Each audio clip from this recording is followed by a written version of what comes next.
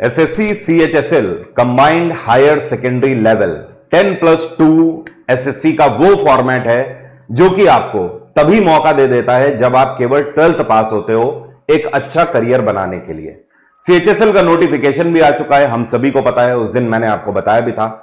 आज के वीडियो में सीएचएसएल में किस तरीके से सिलेक्शन होता है, इसका पूरा क्राइटेरिया क्या होता है, किस तरीके से आप इस एग्जाम को दोगे, किन किन बातों का आपको ध्यान रखना है, वो सारी चीजें आपको इस वीडियो में बताने वाला हूं। एक तरीके से आपके सिलेक्शन का प्रोसीजर क्या है, क्या क्या स्टेप्स होंगे, जो आपका टीयर 1 होता है वो कैसा होता है, टीयर 2 कैसा होता है, सारी चीजों पर बात करेंगे नोटिफिकेशन के बेसिस पर। तो चलिए स्टार्ट करते हैं, देर किस बात की। नोटिफिकेशन आ चुका है, हम सभी को पता है। फॉर्म के लिए आप बिल्कुल भी डिले मत करो, फॉर्म जल्दी से जल्दी आप भर लो, लास्ट डेट के लिए बिल्कुल भी मत बैठो। जो फॉर्म की डेट है यह आपकी 23 जून से स्टार्ट हो चुकी है और ये 18 जुलाई तक चलेगी। 18 जुलाई तक आखिरी डेट है जब तक आप फॉर्म भर सकते हो, उसके बाद आप फॉर्म नहीं भर पाओगे।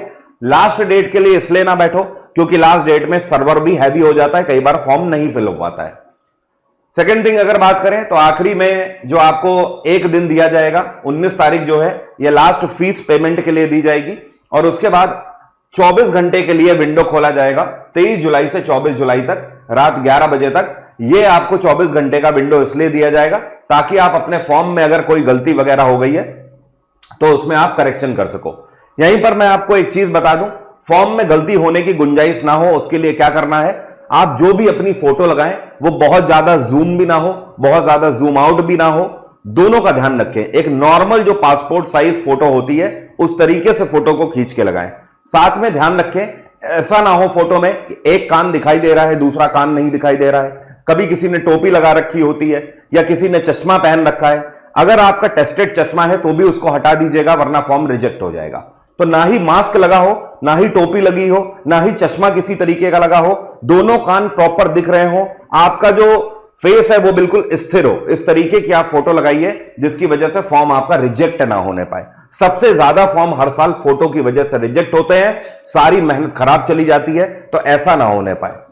आगे बढ़ते हैं। इसके बाद जो चीजें हमें ध्यान रखनी है, जो यहां पर आपका जो लेवल होता है, या तो आप डीईओ में जाते हैं, डेटा एंट्री ऑपरेटर में, जो कि आपकी लेवल 4 और लेवल 5 की नौकरी रहती है, या फिर आप क्लैरिकल पे जाते हो जिसको एलडीसी बोलते हैं। ठीक है, टोटल वैकेंसीज अगर इस बात करें तो 3131 टेंटेटिव वैकेंसी है।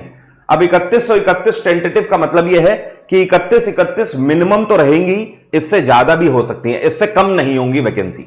एक चीज और, 3131 वैकेंसी है तो इस बार कट ऑफ कैसा रहेगा उसके ऊपर मैं अलग से वीडियो आपको बना के दूंगा, तो साथ में ट्यून्ड रहिएगा। इसी चैनल पे अपलोड होगा वो वीडियो जिसमें मैं आपको बताऊंगा कि कट ऑफ कैसा रहने वाला है इस बार। क्योंकि मैंने आपको पहले भी बोला है, पिछले 10 साल का सीएचएसएल का कट ऑफ दिया था, लेकिन तब आपको यह बोला था कि जब तक वैकेंसी पता नहीं लग जाती तब तक कट ऑफ इस बार का प्रिडिक्ट नहीं हो पाएगा। लेकिन अब हमें पता है तो अब आप कट ऑफ पर हम लोग बात कर सकते हैं, उस पर वीडियो मैं आपको जल्दी बना के दे दूंगा। फिलहाल आप यह ध्यान रखें कि वैकेंसी इस बार अच्छी खासी है, कम वैकेंसी नहीं है। अब थोड़ा और आगे बढ़ते हैं। यहां पर सारी कंडीशंस आपको सेटिस्फाई हो रही हैं।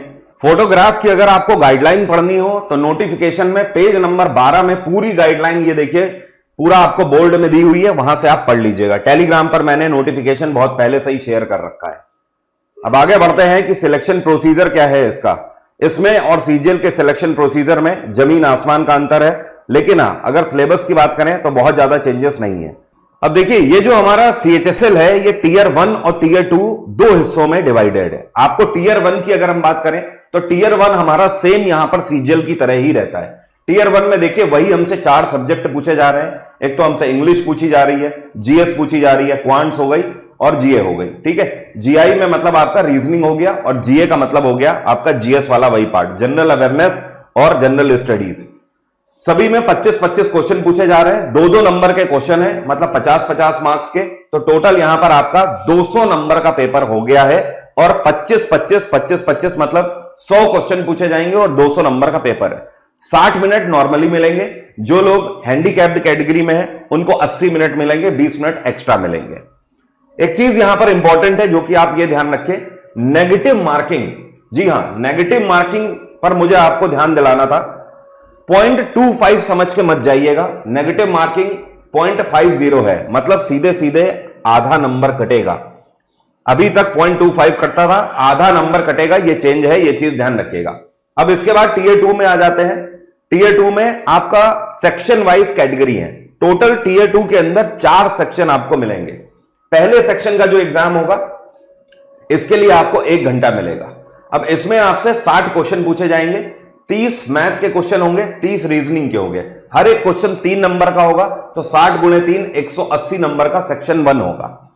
इसके बाद सेक्शन 2 में आपके 2 पेपर पूछे जाएंगे। सेक्शन 2 के अंदर इंग्लिश और आपकी जीएस आ जाती है। इंग्लिश के 40 क्वेश्चन पूछे जाएंगे, जीएस के केवल 20 क्वेश्चन पूछे जाएंगे। 40 और 20 60 हो गए, और 3 नंबर का एक क्वेश्चन, तो 60 गुणे 3 180 नंबर का सेक्शन 2 भी है। तो सेक्शन 1 और सेक्शन 2 ये दोनों आपके 180 नंबर के हैं। तो 18 दूनी 36, 360 नंबर का तो सेक्शन 1 और सेक्शन 2 हो गया, जिसके लिए आपको 2 घंटे का समय मिल रहा है, 1 आवर ईच। अब इसके बाद तीसरा सेक्शन आ जाता है जो कि आपका कंप्यूटर नॉलेज का टेस्ट है, जिसमें आपके 15 क्वेश्चन पूछे जाएंगे। हर एक क्वेश्चन 3 नंबर का होगा, टोटल 45 नंबर का कंप्यूटर पूछा जाएगा। लेकिन हाँ, ये जो आपका कंप्यूटर है ये क्वालिफाइंग नेचर का है, इसके नंबर नहीं जुड़ेंगे। इसके बाद सेक्शन 4 में आ जाते हैं। यहां पर आपका टाइपिंग टेस्ट होगा, जिसके लिए आपको 15 मिनट का टाइम दिया जाएगा। अगर हैंडीकैप्ड कैटेगरी में आते हैं तो 20 मिनट का टाइम दिया जाएगा। डेटा एंट्री ऑपरेटर का काम ही होता है टाइपिंग से रिलेटेड, एलडीसी का भी काम टाइपिंग से रिलेटेड होता है, इसलिए यहां पर आपको टाइपिंग टेस्ट देना होगा। टाइपिंग वाले ध्यान रखें, आप हिंदी या इंग्लिश दोनों में से किसी में भी टाइपिंग कर सकते हो। अगर आप हिंदी में टाइपिंग कर रहे हो तो आपको 30 वर्ड पर मिनट टाइपिंग करनी होगी मिनिमम, और अगर इंग्लिश में आप टाइपिंग करने जा रहे हो तो आपकी हैबिट होनी चाहिए 35 वर्ड पर मिनट के हिसाब से। तो ये वो पूरा सिलेक्शन क्राइटेरिया है जिस आधार पर आप ये नौकरी लोगे। अब बात करें अगर लेवल की, तो देखिए मैथ्स में लेवल कम या ज्यादा सीजीएल और सीएचएसएल में हो जाता है। इंग्लिश में या रीजनिंग में या अगर हम जीएस में बात करें तो यहां पर कोई भी लेवल ऊपर नीचे नहीं होता है, सारे लेवल सीजीएल और सीएचएसएल में सेम रहते हैं। इवन मैं आपको बता दूं, आप सीएचएसएल को अंडर एस्टिमेट करके मत चलिए, क्योंकि बहुत सारे आप में से ऐसे स्टूडेंट हैं जो कि केवल 12th पास हैं, तो आप तो सीजीएल दे नहीं सकते, आप केवल सीएचएसएल ही देते हो। लेकिन आप ये मत भूलो कि आपके साथ में वो स्टूडेंट भी एग्जाम में बैठते हैं, सीएचएसएल देते हैं, जो कि सीजीएल के लिए एलिजिबल है। बहुत सारे रिपीटर भी आपके साथ बैठेंगे जो कि 2-2, 3-3 बार सीजीएल दे चुके हैं, तो वो आपसे बेहतर जानते हैं इस पेपर के पैटर्न को। लेकिन इसका मतलब यह नहीं कि सिलेक्शन उन्हीं का होगा, आपका नहीं होगा। सिलेक्शन के चांसेस आपके ज्यादा हैं। अगर उनमें ज्यादा पोटेंशियल होता तो उनको नौकरी ना मिल जाती। तो इस चीज से आपको परेशान नहीं होना है कि आपके साथ रिपीटर बैठ रहे हैं या कुछ भी। लेकिन आप अंडर एस्टिमेट मत करना है इस एग्जाम को। वो इसलिए मत करना कि ये सोच के कि केवल 10+2 लेवल का है तो इजी आ जाएगा, नहीं। कई बार ऐसा हो चुका है, जैसे 2020 का पेपर ऐसा हो चुका है जहां पर सीएचएसएल का लेवल सीजीएल से ज्यादा देखने को मिला है। इवन मैथ्स में भी ऐसे क्वेश्चन सीएचएसएल में पूछ दिए गए हैं जो कि सीजीएल से ज्यादा लेवल के हैं। जीएस में भी ऐसे क्वेश्चन देखने को मिले हैं जो कि सीजीएल के लेवल से कहीं ऊपर है। सीजीएल में आसान क्वेश्चन पूछ दिए गए, सीएचएसएल में ज्यादा मुश्किल क्वेश्चन पूछ दिए गए। तो आप ये बिल्कुल भी नहीं बोल सकते हो ये पेपर आपको सरप्राइज कर सकता है, लेकिन सरप्राइज तब नहीं करेगा जब आप ओवर कॉन्फिडेंट नहीं होगे और ना ही इसको अंडर एस्टिमेट करोगे। तैयारी में अभी से लग जाइए, इतना भी कोई मुश्किल एग्जाम नहीं है, आसानी से आप इस पेपर को निकाल सकते हो। आज ही से टाइपिंग टेस्ट देने मत लग जाइएगा, आज ही से कंप्यूटर के ऊपर ज्यादा टाइम देने मत लग जाइएगा। पहले टीयर 1 तो निकाल लो, और टीयर 1 जो आपका लगा हुआ है यह 8 सितंबर से चालू है। अगर सितंबर की हम बात करें तो आज आप ये मान लो जून हमारा लगभग निकल चुका, आप ये मान लो जुलाई और अगस्त ही केवल बचा हुआ है। सितंबर के तो 1 सप्ताह के बाद से पेपर ही लगा हुआ है 8 सितंबर से। आपके पास ले देकर आप मान लीजिए 60 से 65 दिन है बस।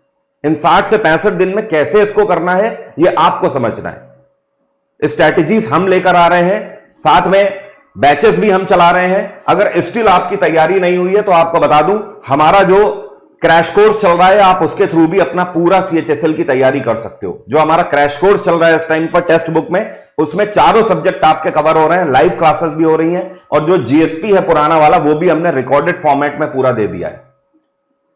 10,000 से ज्यादा मॉक टेस्ट आपको मिल रहे हैं, 14,000 से ज्यादा प्रैक्टिस क्वेश्चन मिल रहे हैं इसी एक बैच के अंदर। और इस बैच का केवल प्राइस कितना है? 791 रुपए।